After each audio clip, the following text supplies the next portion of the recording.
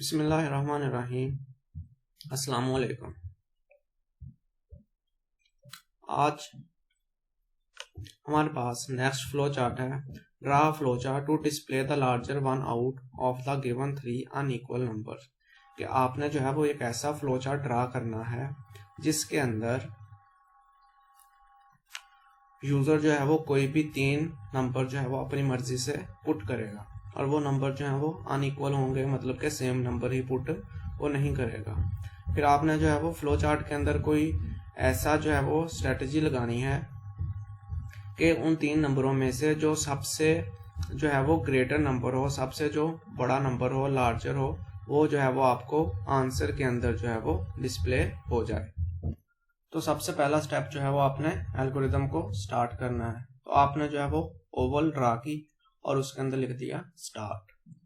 उसके बाद आपने जो है वो नेक्स्ट फ्लो लाइन लगाई और जो है वो आपने अब यूजर से तीन नंबर जो है वो पुट करवाने हैं। तो नंबर पुट करवाने के लिए आप इनपुट का सिंबल यूज करोगे। तो इनपुट का सिंबल जो है वो आपके पास पैरेललोग्राम होती है। तो आपने जो है वो पैरेललोग्राम इधर ड्रा की और उसके अंदर लिख दिया इनपुट ए, बी और सी, मतलब कि यूजर ने तीन नंबर पुट करने हैं। पहला नंबर ए में सेव हो जाएगा, दूसरा बी में और तीसरा जो है वो सी के अंदर जो है वो सेव हो जाएगा। अब जो है वो यूजर ने तीन नंबर पुट कर दिए हैं, ए, बी और सी। तो उसके बाद आपने जो है वो अब कंडीशन लगानी है और आपने ऐसी कंडीशन लगानी है जिसके मुताबिक जो है वो इन तीन नंबरों में से जो सबसे बड़ा नंबर हो वो आपको स्क्रीन के ऊपर जो है वो डिस्प्ले हो जाए, स्क्रीन के ऊपर जो है वो आपको आउटपुट के अंदर वो नजर आ जाए। तो कंडीशन लगाने के लिए, फैसला करने के लिए जो है वो आपने डिसीजन का सिंबल यूज करना है। तो वो आपके पास डायमंड शेप होती है।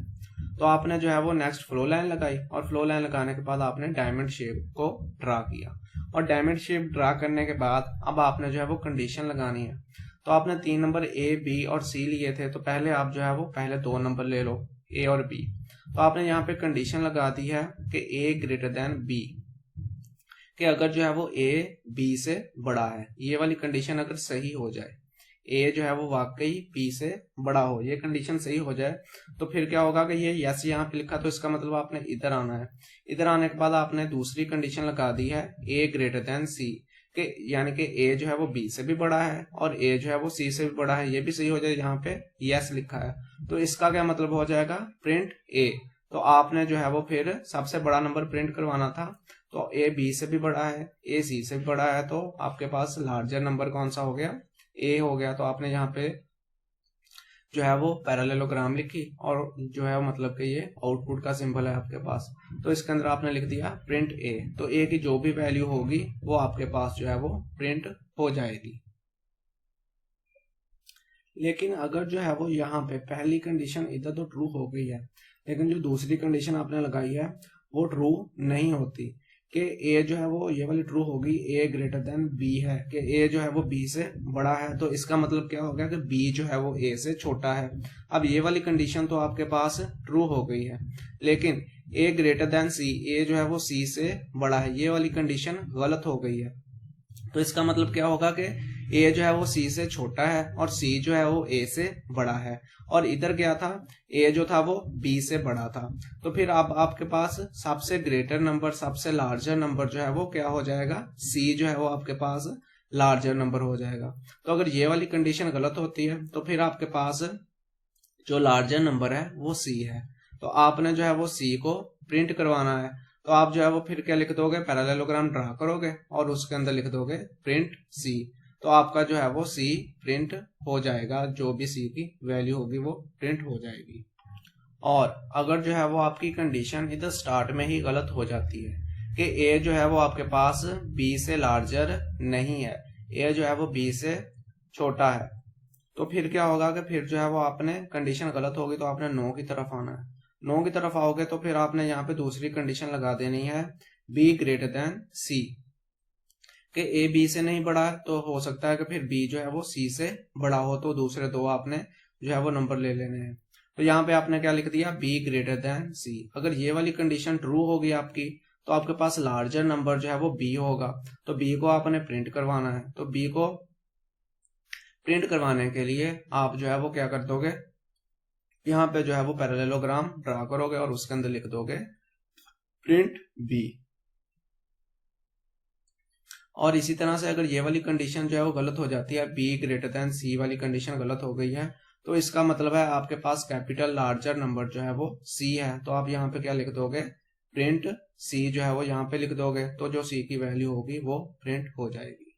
तो आपका जो प्रॉब्लम था कि आपने 3 नंबरों में से लार्जर नंबर जो है वो फाइंड करना है। तो इस फ्लो चार्ट के मुताबिक आप जो भी यूजर 3 नंबर पुट करेगा, तो उसमें से जो सबसे लार्जर नंबर होगा वो आपको जो है वो आउटपुट के अंदर डिस्प्ले हो जाएगा। तो आपका जो है वो प्रोग्राम, आपका जो फ्लो चार्ट है वो जो है वो कंप्लीट हो गया। तो अब जो है वो आपने इसको एंड करना है। तो एंड करने के लिए आपने जो है वो ओवल को यूज करना है। तो आपने ओवल को ड्रा किया और इसके अंदर जो है वो एंड लिख दिया, तो आपका जो है वो फ्लो चार्ट कंप्लीट हो गया। और नेक्स्ट फ्लो चार्ट है आपके पास, draw flow chart to input 5 values 1 by 1। आपने एक ऐसा फ्लो चार्ट ड्रा करना है जिसके अंदर 5 वैल्यूज जो है वो 1 by 1 मतलब के एक एक करके आपने पुट करनी है। And determine if the given value is odd और इवन। और जो 5 वैल्यूज आप जो है वो पुट करेंगे और वो उसके साथ साथ आपको आंसर जो है वो शो करवाता रहेगा कि वो वाली वैल्यू इवन है या जो है वो ऑड है। आपने पहली वैल्यू पुट की तो वो अगर ऑड होगी तो वो आपको ऑड शो करवा देगा, अगर इवन होगी तो इवन। उसके बाद फिर आप दूसरी जो है वो पुट करोगे, फिर आप तीसरी, फिर चौथी और फिर पांचवी। और उसके बाद जो है वो 5 वैल्यूज जब पूरी हो जाएं तो आपका फ्लो चार्ट जो है वो नेक्स्ट जो है वो ना एग्जीक्यूट हो, जो है वो नेक्स्ट चलना जो है वो एग्जीक्यूट होना बंद हो जाए। तो आपने जो है वो ऐसी कंडीशन इसके ऊपर लगानी है कि वो 6 वैल्यूज आपसे ना ले, सिर्फ और सिर्फ 5 वैल्यूज ही ले। एक ये कंडीशन लगानी है और दूसरी ये कंडीशन लगानी है आपने कि जो नंबर्स हैं वो भी जो है वो शो करवाए कि आप जो है वो नंबर और पुट कर रहे हैं या जो है वो इवन पुट कर रहे हैं। अब नंबर जो है वो आपने एक एक करके पुट करने हैं, तो आप जो है वो क्या करोगे, 5 नंबर पुट करने हैं लेकिन एक एक करके करने हैं, तो इसलिए आपको एक वेरिएबल ही जो है वो चाहिए होगा। तो पहले तो जो है उसको स्टार्ट कर लोगे। तो स्टार्ट करने के लिए आपने ओवल ड्रा की और उसके अंदर स्टार्ट लिख दिया। उसके बाद आपने जो है वो फ्लो लाइन लगाई और फ्लो लाइन के अंदर आपने जो है वो एक वेरिएबल ले लिया जिसको लिख दिया c इज इक्वल टू 0। अब ये जो है वो आपने एक वेरिएबल डिक्लेयर किया, उसको वैल्यू भी दे दी है। तो इसको जो है वो फिर आपने प्रोसेस के सिंबल में मतलब के रेक्टेंगल के अंदर आपने इसको ड्रा कर लिया है, c इज इक्वल टू 0। अब ये c इज इक्वल टू 0 आपने क्यों लिया है, आप क्या करोगे, c की वैल्यू को एक एक जो है वो इंक्रीज करते रहोगे और जब तक c की वैल्यू 5 नहीं होगी तब तक जो है वो आप इसके अंदर, इस फ्लो चार्ट के अंदर जो है वो नंबर्स पुट करते रहोगे। जैसे इसकी वैल्यू जो है वो 6 होगी तो ये आपसे वैल्यूज लेना बंद कर देगा। तो इसकी वैल्यू तो एक एक इंक्रीज होगी, लेकिन जो नंबर आपने पुट करने हैं वो ये नहीं होगा कि आप 1 2 3 4 5 पुट करें। आप नंबर जो है वो 5 नंबर पुट करने हैं आपने, लेकिन वो नंबर जो है वो रैंडमली कोई भी नंबर आप जो है वो इसके अंदर पुट कर सकते हैं। लेकिन फ्लो चार्ट जो आपका एग्जीक्यूट होगा वो इस सी की वैल्यू के ऊपर जो है वो डिपेंड करेगा। जैसे ही सी की वैल्यू 5 होगी तो इसका मतलब है कि आपने अपने फ्लो चार्ट के अंदर 5 कोई भी रैंडम नंबर जो है वो पुट कर दिए हैं। तो 5 रैंडम नंबर ही आपने पुट करने थे, तो इसलिए जो है वो फिर वो चलना बंद हो जाएगा। तो ये सी हो गया। उसके बाद अब जो है वो आपने यूजर से जो है वो नंबर पुट करवाना है। तो यूजर से नंबर पुट करवाने के लिए जो है वो आपने इनपुट का सिंबल यूज करना है। तो आपने जो है वो यहाँ पे एक जो है वो फ्लो लाइन ड्रा की और उसके बाद आपने जो है वो इनपुट यानी कि पैरेललोग्राम बनाया और उसके अंदर आपने लिख दिया इनपुट n के यूजर जो है वो कोई नंबर पुट करे और वो नंबर किसके अंदर होगा, सेव n के अंदर जो है वो नंबर सेव हो जाएगा। उसके बाद अब आपने जो है वो c की वैल्यू के अंदर इजाफा करना है ताकि यूजर जो है वो 5 नंबर ही पुट कर सके। तो आपने दोबारा से फ्लो लाइन ड्रा की और जो है वो फिर आपने एक रेक्टेंगल बना दी। उस रेक्टेंगल के अंदर आपने क्या लिख दिया, c is equal to c plus 1 कि c की वैल्यू में एक जो है वो इजाफा होता रहे। तो c की वैल्यू पहले थी आपके पास 0, तो जब जो है ये पहली बार चलेगा तो 0 प्लस 1 वैल्यू हो जाएगी।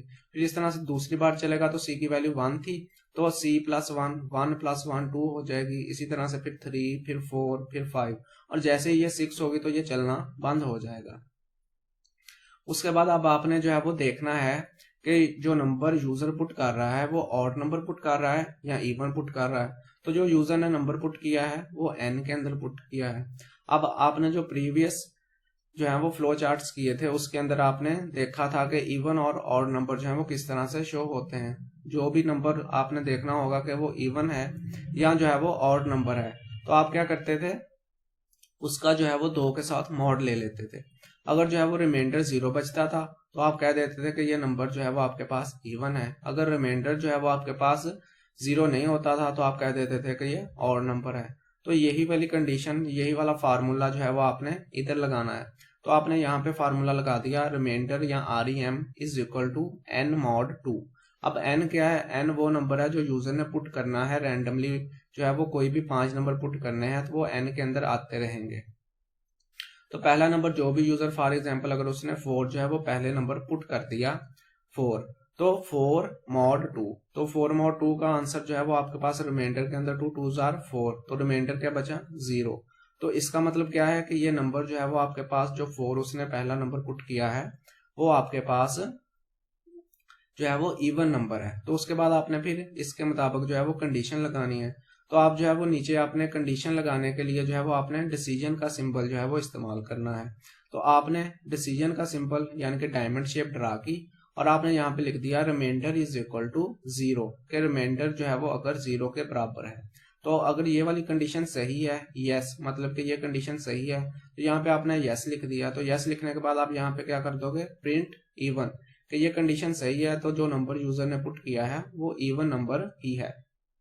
और उसके बाद अगर ये वाली कंडीशन गलत हो जाएगी, रिमाइंडर 0 नहीं आएगा, तो आप यहाँ पे नो लिखने के बाद क्या कर दोगे, प्रिंट ऑड के नंबर जो है वो आपके पास ऑड नंबर जो है वो पुट किया है यूजर ने।